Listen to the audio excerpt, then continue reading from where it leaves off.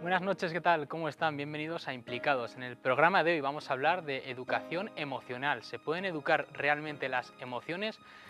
Hablaremos de este tema tan interesante con 4 expertas en la materia y en la segunda mitad del programa contaremos con la presencia de deportistas que realizan retos cuyo fin es recoger financiación para diferentes actividades solidarias y también dar a conocer diferentes enfermedades raras o también financiar centros de discapacidad como por ejemplo ANFAS. Les invito a quedarse con nosotros durante la siguiente hora. Comienza Implicados.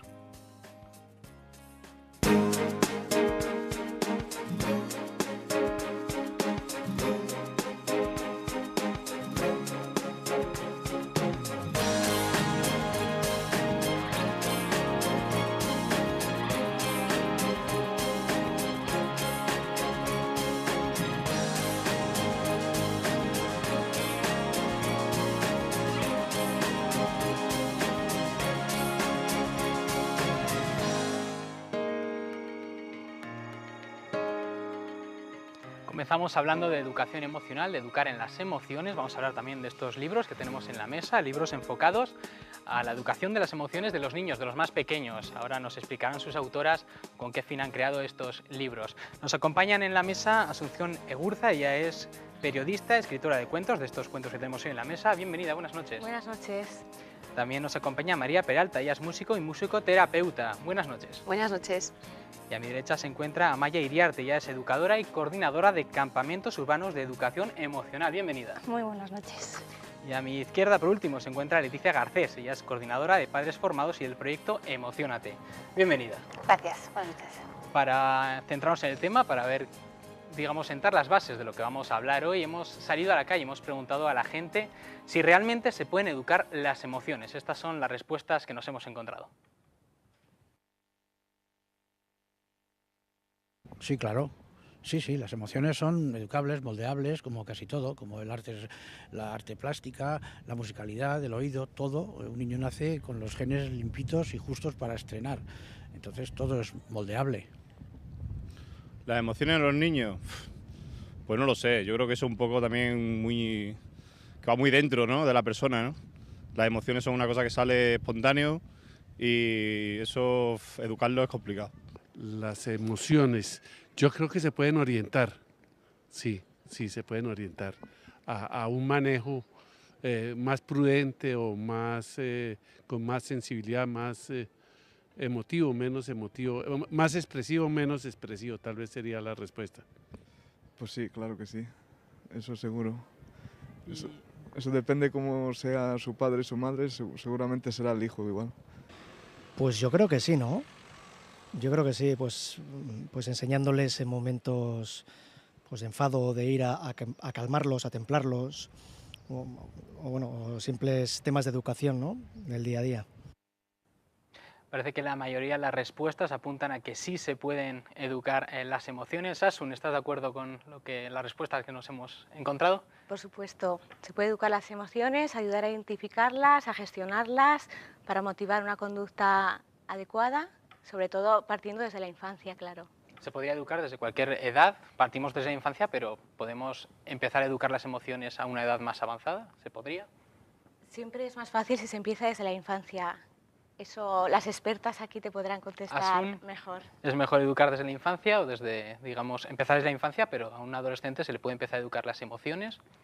Sí, diríamos que hacia los 2 años, que es cuando empiezan los niños con las rabietas emocionales, ¿no?, que se tiran al suelo, que tienen explosiones, es el mejor momento para dar una respuesta afectuosa y ayudarle a reconducir lo que le está sintiendo, ayudarle a procesarlo. Generalmente el niño se encuentra una respuesta que es ignorarle, ¿no? Bueno, ya se le pasará, está llorando, está en el suelo tirado, ya se le pasará, ¿no? Entendemos esa conducta como inadecuada, cuando en realidad el niño en ese momento lo que está sintiendo no le permite de alguna manera procesarlo y entonces no te puede dar una respuesta distinta, ¿no? Habría que saber estar presente para ayudar a procesar lo que está sintiendo y que adquiera recursos, ¿no?, para madurar en ese sentido. ¿Cómo podríamos definir educación emocional? Una definición. Una definición sencilla es simplemente que el niño sea capaz de identificar lo que está sintiendo, ponerle nombre y apellido, saber si estoy enfadado, triste, estoy celoso, tengo añoranza, ¿no?, poder expresarlo de forma adecuada y tener recursos para gestionarlo. lógicamente necesitamos edad, madurez y siempre un adulto que es el que te da esos recursos cuando más los necesito para poderlos utilizar, ¿no? Cuando tenga otra edad, ¿no? Amaya, educando, eres además educadora y coordinadora, hemos dicho, de campamentos urbanos de educación emocional. ¿Cuáles serían los beneficios de esta educación que estamos hablando, de esta educación emocional? ¿Cuáles serían los beneficios para un niño? Bueno, lo que nosotros hacemos es ayudar a los niños a identificar para que puedan expresar y así puedan gestionar también sus emociones. Entonces nosotras lo que hacemos directamente con ellos es darles herramientas para que puedan aprender a gestionar todas esas emociones que están sintiendo, que no saben cómo sacarlas, que las sacan por aquí, por allá. Entonces, pues eso, les damos herramientas para que gestionen y también los adultos, ¿no?, sepamos cómo darles respuesta a esas emociones. ¿Cuáles serían este tipo de herramientas, este tipo de actividades que realizáis? Bueno, pues nosotros nos basamos en los cuentos y después de los cuentos lo que hacemos es un taller. Con cada cuento se trabaja una emoción y después pues para cada emoción realizamos pues un taller. Pues por ejemplo, para el de estás celoso, que es el que estamos trabajando ahora mismo, pues hacemos una especie de cómo sacar esos celos, ese enfado, luego cómo nos sentimos cuando estamos enfadados, qué podemos hacer. Me hablas de los cuentos, son estos cuentos que tenemos hoy en la mesa, que los ha escrito Asun. Asun, cuéntanos un poco cómo surge esta idea de escribir cuentos, cada uno centrado en una emoción diferente. Bueno, yo tenía experiencia ya de escribir algunos cuentos y estaba en contacto con Leticia y vimos que era necesario aportar unos recursos para que los niños y los padres pudieran gestionar y afrontar estas emociones que son tan frecuentes en la infancia, como los celos, la tristeza o la autoestima. Entonces, bueno, comenzamos con cada idea, uno a uno, desarrollamos el contenido entre las dos y luego yo fui poniéndole la rima y el dibujo. Háblame un poco de eso, rima, dibujo, la estructura interna que decidisteis, ¿por qué habéis decidido esta estructura de rima y dibujo? Bueno, la estructura en rima salió casi espontánea. A mí me resultaba muy fácil comunicar en rima porque me parecía como muy musical, muy ágil, que llegaba mucho a los niños y bueno, el resultado creemos que fue bueno. Exitoso. Además habéis hecho, como comentamos, cada cuento corresponde a un sentimiento, diríamos. ¿Cómo habéis elegido cada sentimiento? ¿Hicisteis una lista? ¿Os dejasteis algunos fuera, quizá porque sean más difíciles? ¿Cómo habéis decidido? ¿Cuáles son estos sentimientos que trata cada uno de estos libros y por qué los habéis elegido? Pues se eligieron las principales emociones que creíamos que había necesidad en los padres de tener una herramienta para dar solución, para tratar con los niños, y fueron pues esas 8 primeras más importantes y posteriormente quizá haya más. Quizá haya más, que estáis pensando en nuevas emociones. Aquí tenemos tengo miedo, que es del miedo, estoy celoso, de los celos, la pereza, el amor es contagioso y, bueno, mamá, te echo de menos, también la añoranza, que lo llevan los niños muy mal, por lo general, además. Sí, sobre todo cuando viene un hermano o en los periodos de adaptación al cole, bueno, pues echan de menos a las figuras de apego y es necesario pues que sepan que no siempre pueden estar con ellos, pero siempre el cariño les acompaña. Entonces, ese cuento en específico lleva detrás una herramienta que es una caja de besos que la familia puede elaborar y que resulta muy efectivo porque está probado ya en los grupos y gusta. Sí, yo aportaría que durante varios años en los grupos de escuelas de padres y madres que de alguna manera, bueno, yo un poco imparto formación, yo he ido detectando distintas necesidades. Entonces llegó un momento que era necesario bueno, pues, diseñar una herramienta, un recurso con un formato, y el formato ha sido la ilustración que Asun ha aportado, ¿no? Pero un formato con un contenido que queríamos aportar a las familias. O sea, es decir, es una colección de cuentos que parte por una realidad con la que yo me he ido encontrando en los distintos grupos. Es decir, ¿y qué hago con mi hijo cuando tiene miedo? Y mi hija ahora tiene celos. Y la necesidad de expresar el afecto, el cuento y el amor es contagioso, lo decimos porque vemos que nos cuesta mucho expresar el afecto, nos cuesta mucho dar un abrazo, dar un beso, despedirnos, nos cuesta. Cuando son pequeñitos, pues igual son más inocentes y parece que sale espontáneo, ¿no? Luego ya tenemos 7, 8 años y ya entran las vergüenzas y no queremos expresarlo, y de alguna manera queríamos dejar constancia de la necesidad de expresar el afecto, y que es como una cadena de favores. Yo te lo expreso a ti, te genera una emoción positiva, y esa emoción de alguna manera tú tienes la necesidad de compartirla con otro, ¿no? Entonces, por ese lado, los cuentos responden a una necesidad que ya se ha detectado, ya hemos de alguna manera observado en la realidad, por lo menos navarra, y con el formato que le hemos dado queremos que resulte un recurso para los padres. Para los padres y también para educadores, supongo, también, escuelas. Exactamente, escuelas infantiles. De hecho, en el Centro Infantil La Guardia de Villava, que es donde estamos trabajando con los cuentos, porque la compañera también participa en el proyecto, ella con 2 años está trabajando los cuentos, y es increíble cómo los niños tan pequeñitos son capaces de entender la idea del cuento, expresarla. Claro, nos adaptamos a su lenguaje, a su edad, pero la idea la captan estupendamente. Entonces, al cuento le sigue una canción, y entonces y los talleres también, el conjunto es con lo que estamos trabajando con los niños. Me cuentas que, ¿Sí? me cuentas, valga la ¿Sí? redundancia, de que a cada cuento le acompaña una canción. Esta canción se ha encargado María Peralta, y es, hemos dicho, musicoterapeuta. ¿En qué te basas para hacer, por ejemplo, canciones que están enfocadas a los sentimientos? Algo parece bastante, puede ser complicado, sobre todo pues enfocaba a celos de niños, miedo. Bueno, para empezar, la creación musical ha sido a cargo de Leticia y al mío también. También más compañeros han trabajado en la elaboración de lo que es el material sonoro, pero fue una propuesta con mucho reto para mí, por ser musicoterapeuta, puesto que yo trabajo precisamente con las emociones, con la música como cuidadora de las emociones, y sobre todo con los adolescentes, ¿no? Y ha sido una manera de trabajar con Leticia desde la improvisación, que es una herramienta musicoterapéutica, hacia la conexión con el qué sentirán, cómo sienten esto aquí, ahora, los niños, ¿no? Y intentamos, vamos, en su momento, cuando las empezamos a gestar, el conectar con lo más íntimo y lo más profundo del niño, ¿no? Y comenzó, todo fluyó, fluía y fluía y fluía. Leticia al lado del piano, y yo al piano, y cantando y expresando, y diciendo cosas que queríamos decir y cosas que no queríamos decir, ¿no? Pero luego todo eso, todo ese material sonoro, pues se fue cogiendo forma.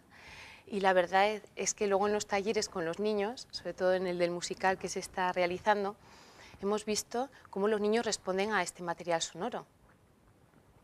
Con qué ganas lo cantan, con qué ganas lo expresan, y se proyectan ahí, ¿no? Es como que dice, bueno, esto yo estoy celoso, pero bueno, lo voy a proyectar en una música, habiendo trabajado previamente un cuento, y es maravilloso cómo ellos lo gestionan desde ahí, desde el arte musical, y un poco como decía Asun, ¿no? Es que los cuentos son ya en sí muy musicales. La rima hace que tengan musicalidad, que suenen y que resuenen en el niño, pero de una manera no agresiva, sino artística. Sería un complemento, primero el orden sería leer el cuento y después con las canciones, digamos, asimilar un poco el sentimiento que quiere transmitir cada cuento, no sé si lo estoy entendiendo bien. Perfectamente. ¿Cuál sería el tema más difícil a la hora de hacer una canción para un cuento? ¿Cuál sería la emoción más difícil, el mayor reto que te supone? 1, 2, 3, y la decimos juntas, ¿vale? 1, 2, 3. La tristeza. La tristeza. ¿Por qué? Porque bueno, igual tienes que evitar que el niño se eche a llorar mientras está leyendo, no sé. No, y todavía tampoco estamos muy convencidas, yo creo, que, ¿no? de lo que ha salido. Sí, lo queremos mucho, ¿no? Este material sonoro, pero pues porque no estábamos tristes, es que no lográbamos estar tristes, no lográbamos conectar con la tristeza, era imposible. Y bueno, realmente las canciones salían, fluían y fluían y fluían, y en una mañana hicimos cuatro canciones. 4 canciones fueron. Entonces llegó un momento que... Lo que pasa es que con la de la tristeza, lo que queríamos era que a través de la canción el niño entendiera que no es malo estar triste, ni es malo llorar. Y claro, eso es un mensaje que recibimos mucho en la sociedad, ¿no? No llores, ¿no? O bien porque eres un niño, o no llores porque ya eres mayor, o no llores porque no tienes sangre, ¿no? Entonces, de alguna manera, cohibimos al niño. A través de la canción de la tristeza, lo que queremos que el niño entienda es que llorando puedo vaciar esa tristeza que tengo, y una vez que ya he vaciado y que he sacado, ahora parece que estoy más tranquilo y ya puedo expresarlo de otra manera, ya puedo entender lo que me ha pasado, ya puedo compartirlo. Entonces, la canción lo que le permite al niño es, y el cuento es que entienda que no es malo llorar, pero que sí debe de vaciar a través del llanto para luego poder expresarlo de otra forma más adecuada, ¿no? Sí, y sobre todo también yo creo que tanto el cuento, porque te lo cuentan los papás o una educadora, ¿no? Primero se sienten acompañados por un adulto, y eso es bien importante, que un niño para expresar se sienta acompañado. Y con la canción igual, el niño se está sintiendo acompañado. Y al acompañar le brindas la oportunidad de, como dice Leticia, de vaciar y de poder expresar libremente, y no, sin juzgar, sin sentirse enjuiciado, ¿no? Y bueno, como dice la canción de la tristeza, ¿no? También, y el cuento. Pensaremos en la solución cuando tú te hayas calmado, pensaremos en la solución, ¿no? Vencer también esos miedos, lo que comentabas, Asuna, expresar nuestras emociones que muchas veces podemos frenar en los niños. Como autora, Asun, de los libros, una vez realizado el libro, ¿lo pusisteis a prueba en guarderías, en colegios? Sí, en un primer momento se puso a prueba en la Guarde, con la compañera que trabaja también, iba probando antes de salir incluso, y bueno, el resultado era muy bueno, porque los niños son cuentos muy sencillos. A mí me ha sorprendido mucho la aceptación, hasta niños igual de 7 años, que no lo pensaba, porque son sencillos pero se sienten tan identificados, y luego como los personajes tan cercanos, que una maravilla. Que enganchaban bien con todo lo que le estás contando, con los personajes, que son un oso, un burro, vemos que va un poco la oveja con el miedo, ¿no? Va un poco relacionado. Cada uno representa una emoción. Exacto, el león, bueno, no sé muy bien. Es la furia, la frustración. La furia, exacto. Hablando de furia, hablando de emociones, hablando de niños, hay un tema que muchas veces nos solemos plantear, y es a la hora un niño, cuando ves un niño travieso, un niño revoltoso, un niño con mucha malicia, ¿realmente hay niños que nacen malos? O sea, es una manera rápida, fuerte de explicarlo, pero hay niños que nacen con más maldad que otros. Amaya, como educadora, ¿tú crees que hay niños que nacen con más maldad que otros, con mayor maldad? No, no, definitivamente no. No, creo que ni nacen buenos ni nacen malos, eso es algo que se va adquiriendo con el tiempo, depende de la educación emocional que tengas. Bueno, pero hay niños que, por ejemplo, son muy tranquilos, los llevas a un bar y se quedan ahí quietos, y hay otros que no pueden parar quietos, y no es solo nervios, sino que también tienen que tirarle a uno de la falda, del vestido, tienen que estar correteando por todos lados sin parar, molestando. No sé cómo lo ves. Tú dices que no se nace... No, lo que pasa es que les tienes que dar una buena educación emocional para que sepan expresar en cada momento lo que necesitan, porque muchas veces el problema de verles malos, no malos, igual también es cosa nuestra, desde el punto de vista del adulto, ¿no? Que muchas veces no sabemos entender lo que nos están intentando expresar porque igual no lo expresan correctamente, o nosotros no lo entendemos desde nuestro punto de vista. ¿Estáis las demás de acuerdo? Lo que podríamos también añadir a lo que dice Amaya, es cierto que un niño necesita límites, por supuesto, ¿no? Pero tenemos que ir también a la edad y a la madurez del cerebro.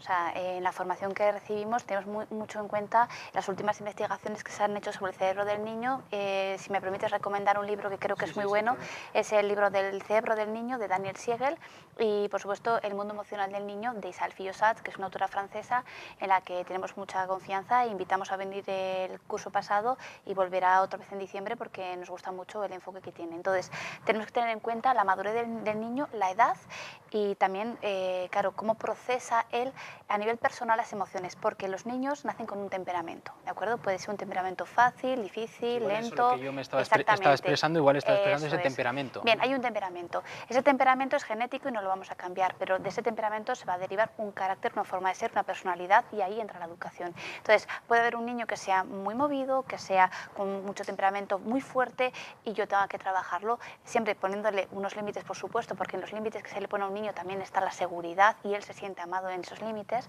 ¿sí? Pero es importante saber que hay una edad, hay una madurez cerebral y hay un temperamento que es genético. Entonces, en cuanto a la edad, tenemos que tener en cuenta que a partir de los 4 años más o menos, es orientativo, el niño empieza a desarrollar la empatía, es decir, el ser capaz de ponerme en el lugar del otro, el sentir con el otro. Entonces, a veces nos piden con 2 años compartir, nos piden que con 2 años, con 3 años sintamos que el otro está llorando, y psicológicamente hablando el niño no tiene esa madurez. Entonces, hay que tener en cuenta la edad, el temperamento y la madurez cerebral para saber qué le pido y partiendo de ahí cómo lo trabajo. Entonces, los niños pueden llegar a ser malos, por supuesto, si no ha habido un adulto que desde el afecto haya sido capaz de explotar o potenciar, digamos, sus capacidades, teniendo en cuenta el ponerse en el lugar del otro, ¿no? El empatizar con el otro, ¿no? Entonces es importante también la edad, el cerebro, la madurez, son tantas cosas. Estás hablando, parece complicado, parece un máster educar a un hijo, parece muy complicado. Sí, es complicado, pero... Así como muchas veces estamos acostumbrados a, bueno, pues muchas veces va surgiendo, pues que corretee por ahí, que se relacione, que un poco libertad en cuanto a criar a un hijo.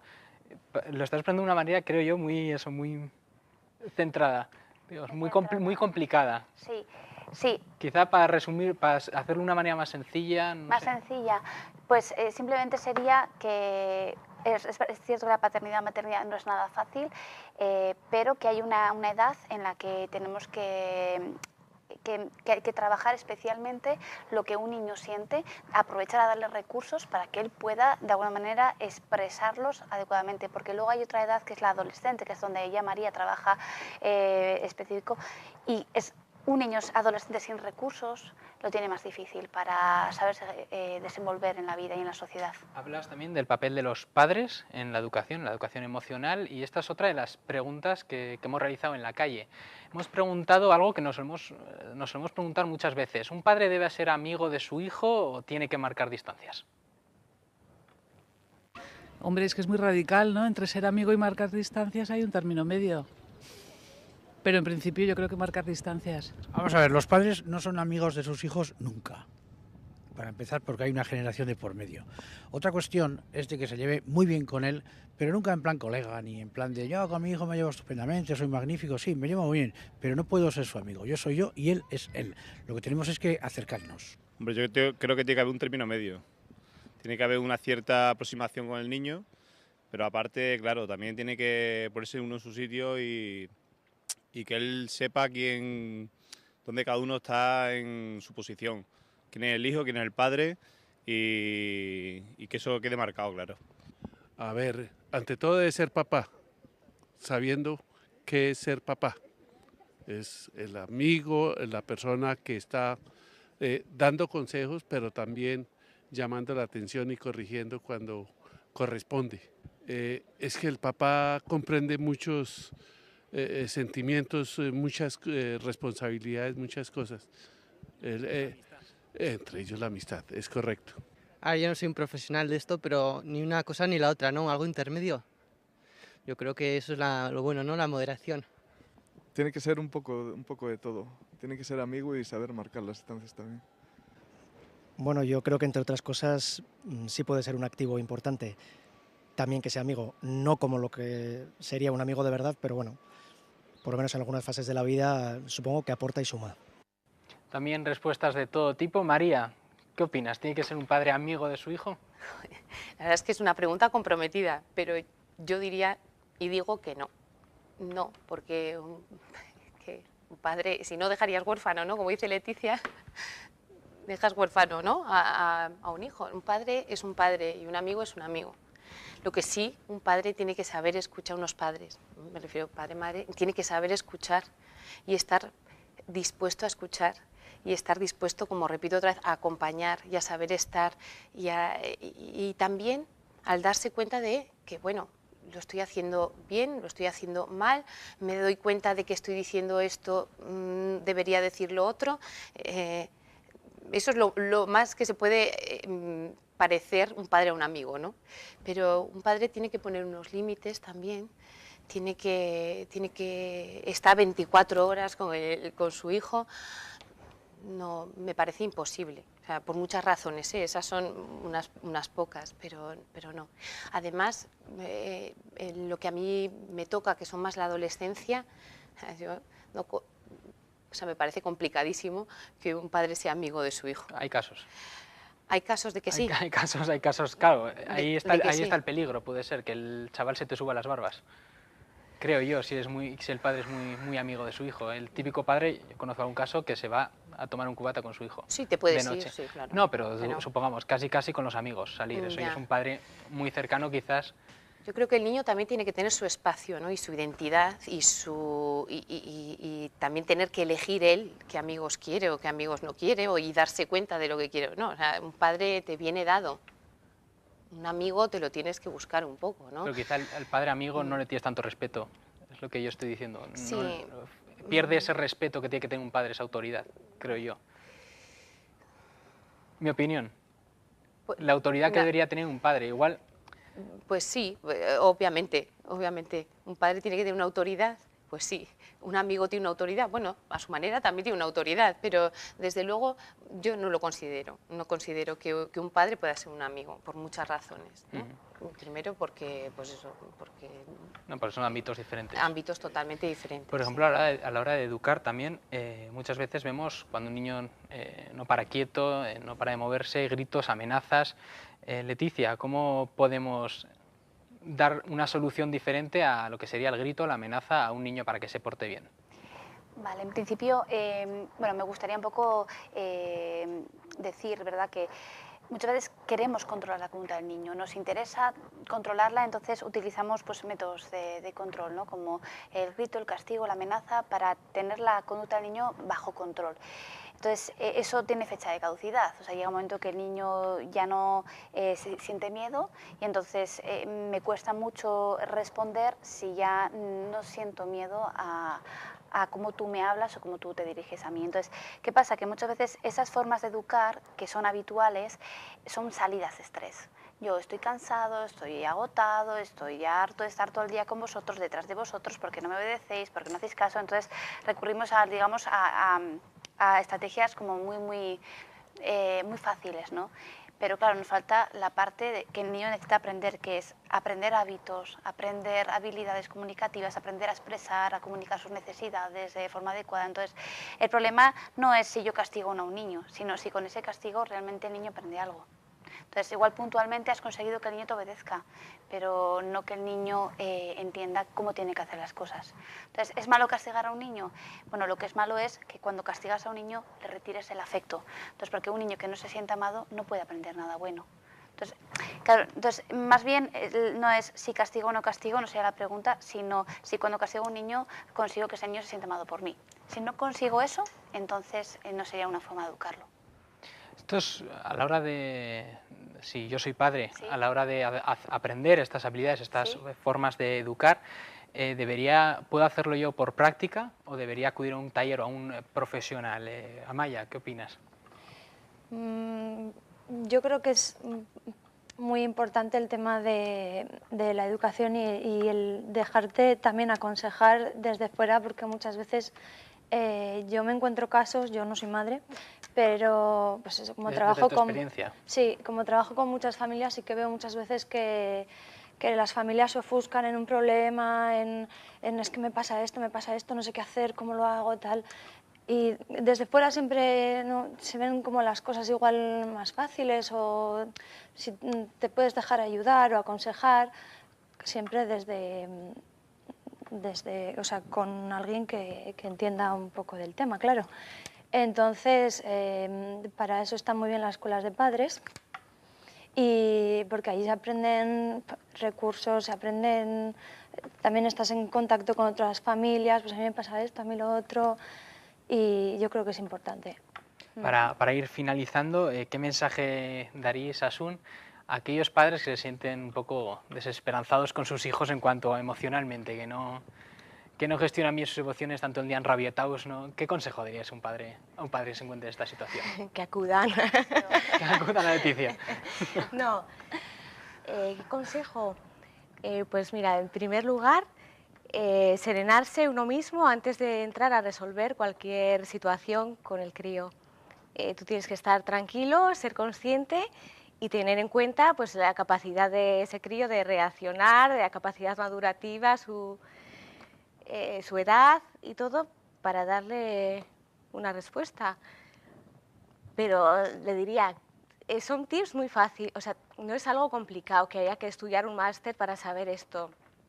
Son cosas muy sencillas e que incluso en el uso del lenguaje. Yo me tranquilizo, yo entiendo lo que le pasa a mi hijo, si comprendo lo que está sintiendo, puedo reaccionar. Entonces, a veces simplemente es dejarle y no intervenir ahí en un conflicto entre hermanos, por ejemplo, o palabras como no me gusta, en lugar de no quiero que hagas esto o me impongo a ti. Es algo más, es básico, o sea, no le hace falta... Nos quedamos con esa recomendación. También la recomendación de que visiten la web padresformados.es, donde encontrarán talleres, escuelas formativas, las jornadas de educación emocional que se realizan, orientación familiar, estos libros que hoy hemos presentado aquí, por si están interesados.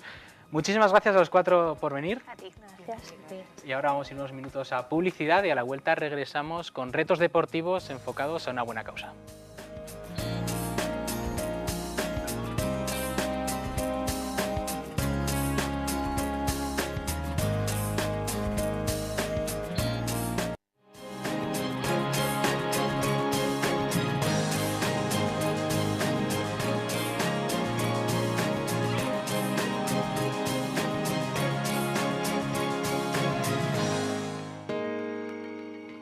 Ahora hablamos de retos deportivos destinados a una buena causa, retos deportivos con fines solidarios. Para hablar de este tema nos acompaña en nuestra mesa Ricardo Abad.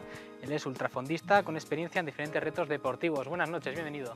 Hola, ¿qué tal? Buenas noches. También nos acompaña Pachi Ciares, corredor profesional de mountain bike. Bienvenido.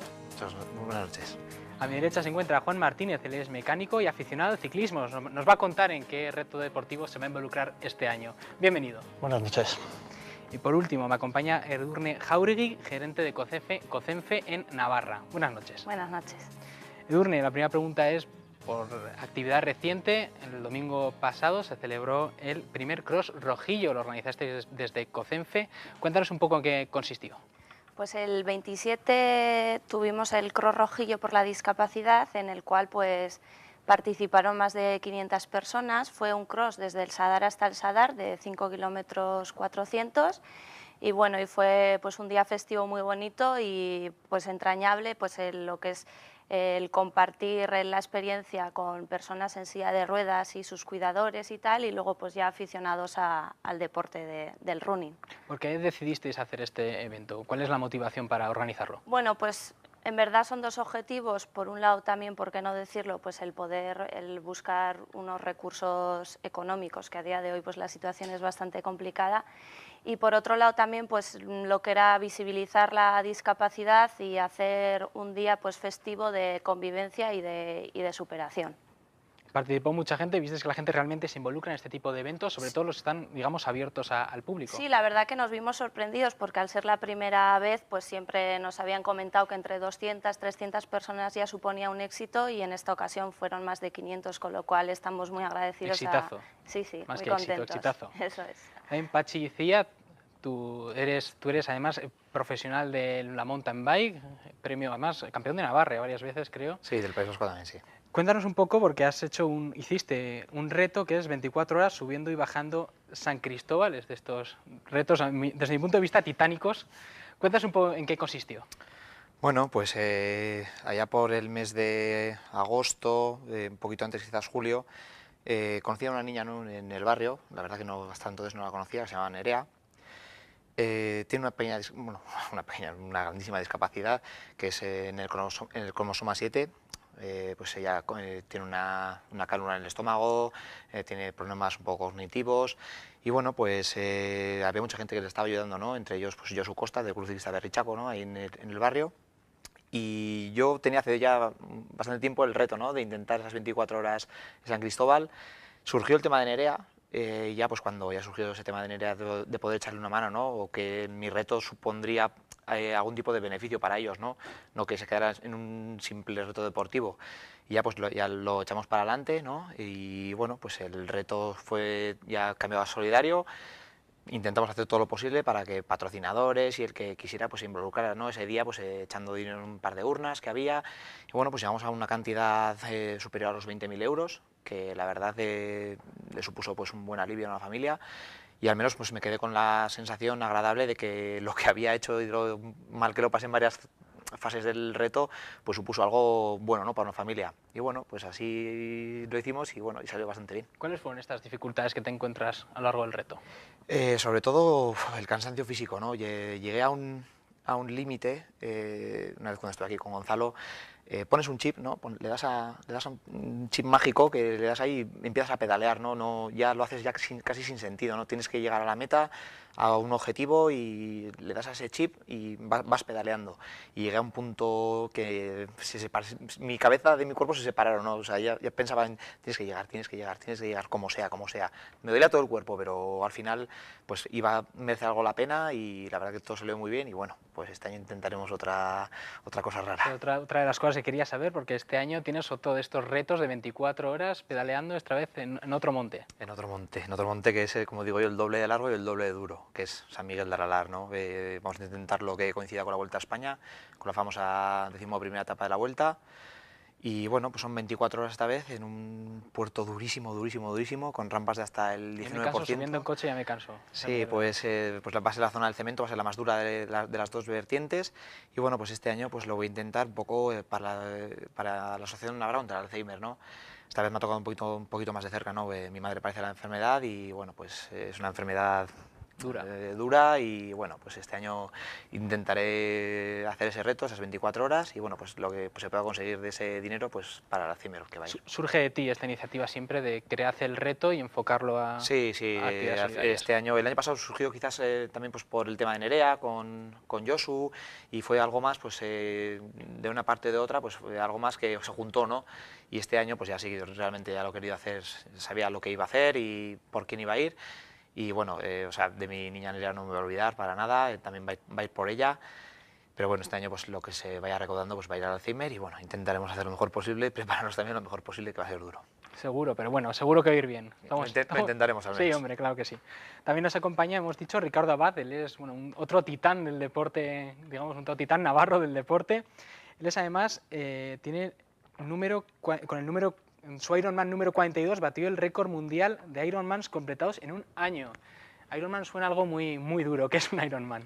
Pues bueno, la verdad que es, digamos, la disciplina más larga o dura del triatlón, ¿no?, de larga distancia, que consiste en nadar 3 kilómetros 800 metros, seguidamente pedalear 180 kilómetros, para terminar corriendo esos 42 kilómetros 195, que es un maratón a pie, de carrera a pie.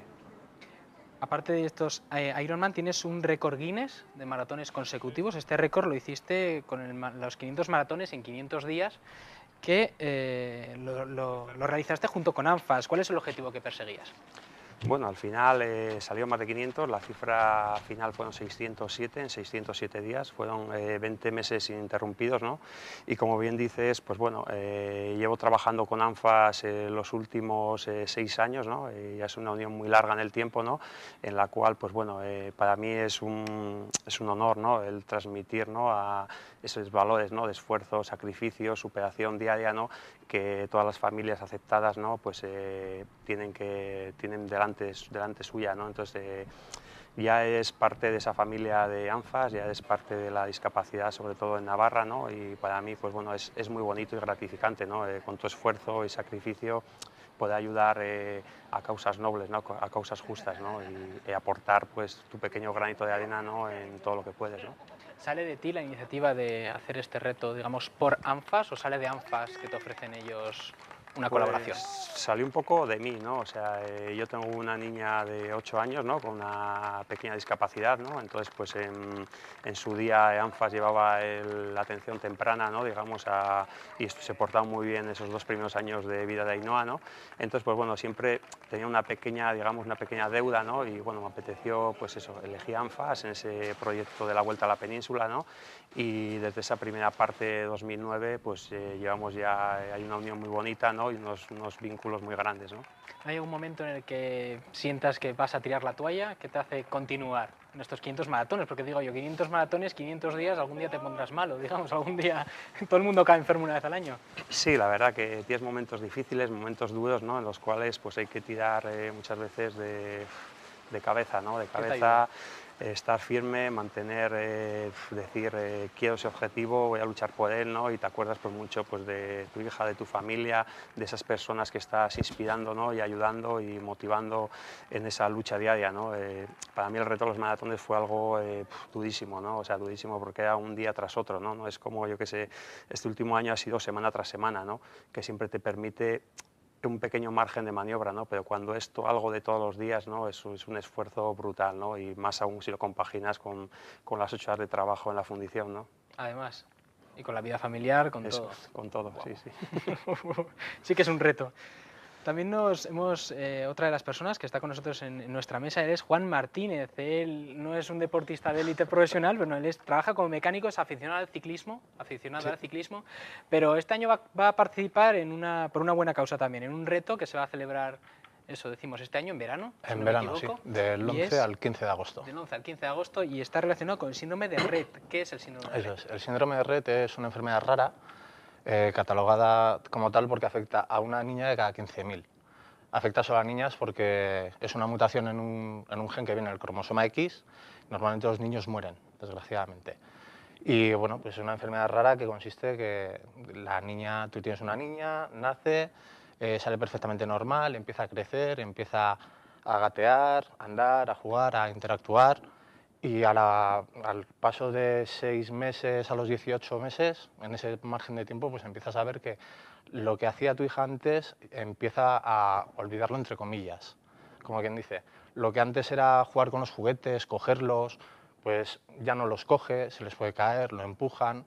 Si antes andaba, ves que por ejemplo ahora empieza a perder el equilibrio, que no anda igual. Si ha empezado a hablar, ves que no habla tanto, que empieza a emitir sonidos, que no interactúa tanto con los padres. Y entonces ya es cuando saltan las alarmas y en el pediatra pues ya empiezan a mirar y a ver qué es lo que sucede ahí. Dices, por ejemplo. ¿Sucede solo a mujeres, a niños? Sí, normalmente chicos, concretamente en España hay 2.000 casos de niñas y 3 de niños. Y en Navarra hay 3 casos.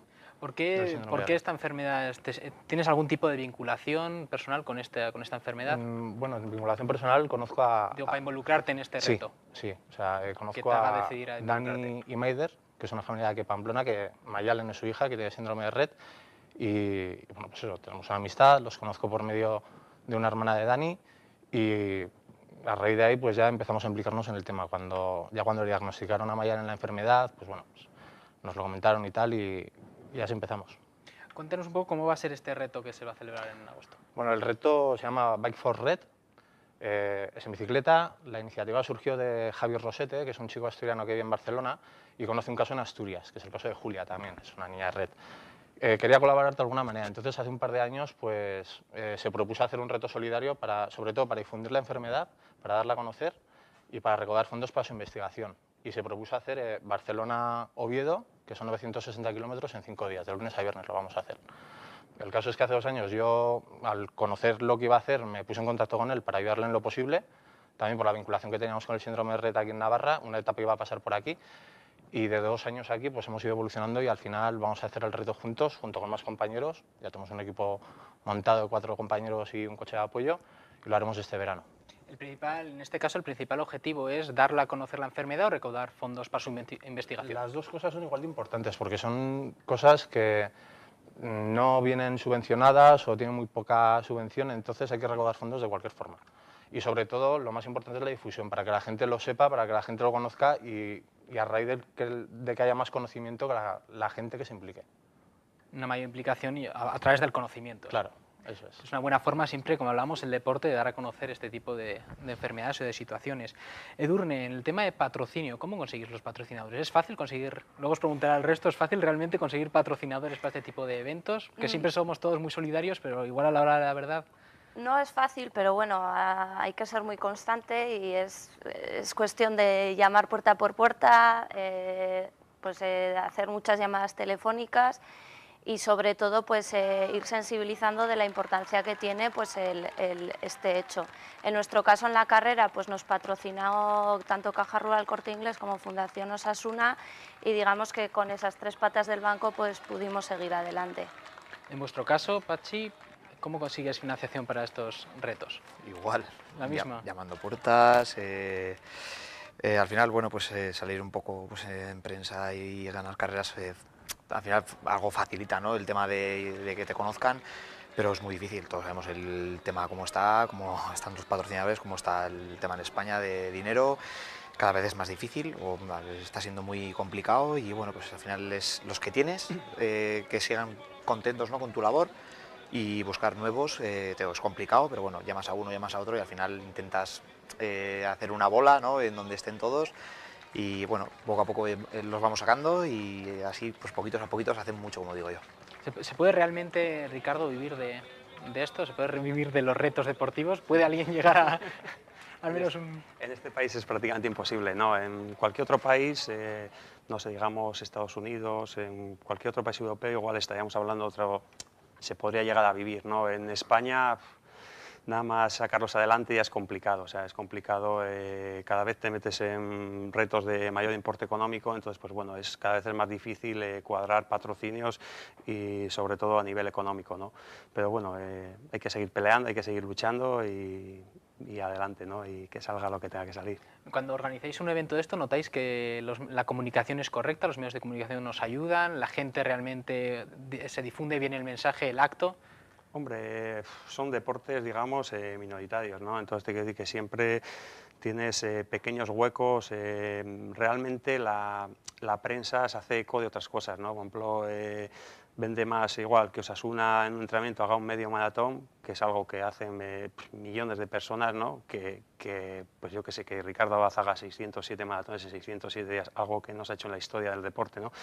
Es así de triste, pero es lo que hay, ¿no? O sea, en España todo lo que no sea fútbol, toros, folclore y poco más, que es muy difícil que te den un hueco, te den cabida los medios de comunicación y que se hable de esa persona y de esos retos, ¿no? Además, el deporte es que requiere un esfuerzo, como estás viendo, muy, muy grande y quizá, bueno, tiene esa parte menos reconocimiento que otros. ¿Cuál fue tu primer reto, Ricardo?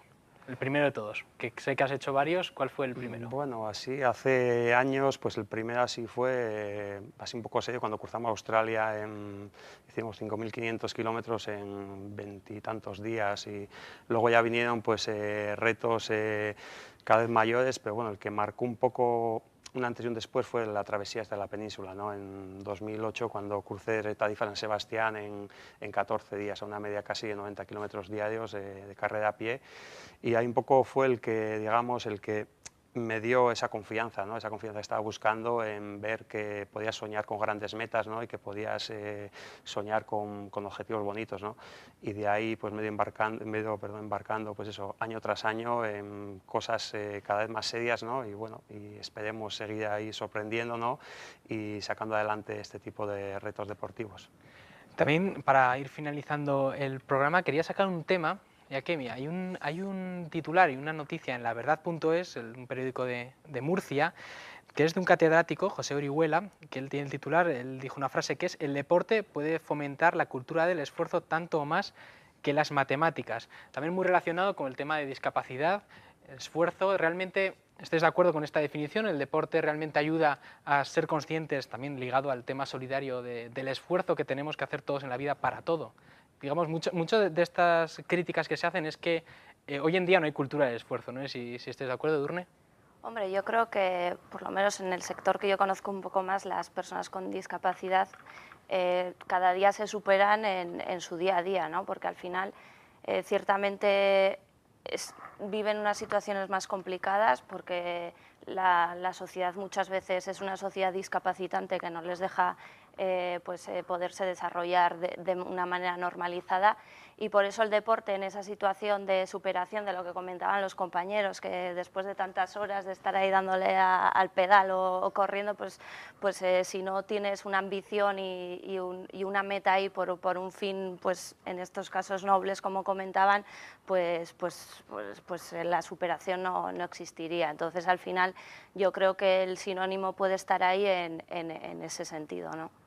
Para finalizar, como última idea, las personas que nos pueden estar viendo, deportistas de élite o no, que puedan estar pensando en hacer un acto de estos en una línea, ¿cómo les animarías a que se animaran a hacer un reto de estos? Muy brevemente, Pachi. Hombre, para hacer un reto de unas características quizás un poco especiales, lo primero que tienes que tener es un físico, ¿no? O sea, si quieres hacer algo tienes que tener físico, el entrenamiento es indispensable, ¿no? Alguien no puede coger una bici de una tienda, comprarse de siente hacer un reto, ¿no? No es algo que se pueda conseguir así. Primero es entrenar, saber tu objetivo y hacerlo, pero la base hay que tenerla, siempre hay que entrenar antes de hacer algo. Nos quedamos con esta recomendación. También recordad que el sábado 10 de mayo hay en Tudela el reto del ciclista Tito Espada, 36 horas de ciclo indoor sin parar para recaudar fondos para Alexia, una niña tudelana con una enfermedad rara. Muchísimas gracias a los 4 por venir a esta tertulia y a todos ustedes les esperamos dentro de 7 días aquí a la misma hora en Implicados. Pasen una feliz semana.